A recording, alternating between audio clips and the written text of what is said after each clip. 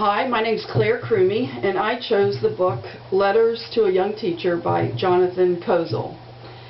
This book contains 15 letters written by a well-respected and experienced educator to a teacher who was in her first year of teaching at a school in Boston. I can't say there was just one concept. Out of the 15 letters, there were probably 3 concepts that made an impact on me. So I'll start with the first, which was a concept that dealt with children in the primary grades. They talked about how important it is to encourage them to get their words and ideas down on paper with all their freshness and vigor, and to really enjoy what these children have to say. They talked about not worrying so much about perfect writing with proper spelling, capitals, punctuation, and so on, because they made a point of saying it's not hard to go back and teach these children those things later. The important thing is really to enjoy what they have to say. And they also talked a little bit about how they did not agree with what some bureaucrats and literary program planners had to say about children's writing. They kind of insist that kids should be using more sophisticated words, and in this book the teachers stressed how they did not agree with that.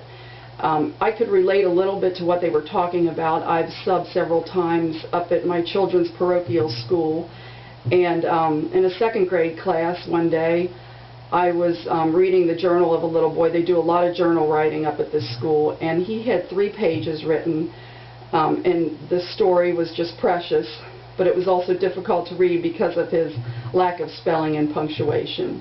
But I thought the fact that he had 3 pages of writing was terrific. So I agreed with the teachers on this concept. The second concept was the teachers were discussing how 1st and 2nd graders, and this is a quote from the book, meander off into the blissful kingdom of irrelevance as frequently as possible.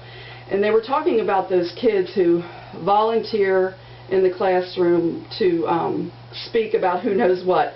They're the kids who chime in and start to tell a story, and eventually they have a 5-minute run-on sentence with lots of ands and buts, and by the time they get to the end of the sentence they've kind of forgot what the point they wanted to make. And these teachers were talking about how at the end of the sentences there's always a little piece of hidden treasure that the child reveals about himself or herself. And I thought that was really interesting. They talked about how good teachers have a way of using that piece of hidden treasure as a key to unlock the motivation to bring that child back into the classroom and to get him back to the work that needs to be done. Again, I have a little experience with this. I've often wondered, do you stop these children in the middle of their sentences and tell them, well, you can tell us about that later, or do you let them continue? Because this has happened to me when I've been tutoring, so when I've been substitute teaching. So that was very helpful concept that I got out of the book. And finally, the third concept that I found to be important is they talked about the importance of aesthetics. In one teacher's words, in talking about aesthetics, she said, "Beautiful surroundings refine the souls of children, and ugly surroundings coarsen their mentalities." So I thought that was a really important concept that they talked about. And that's it. Thank you.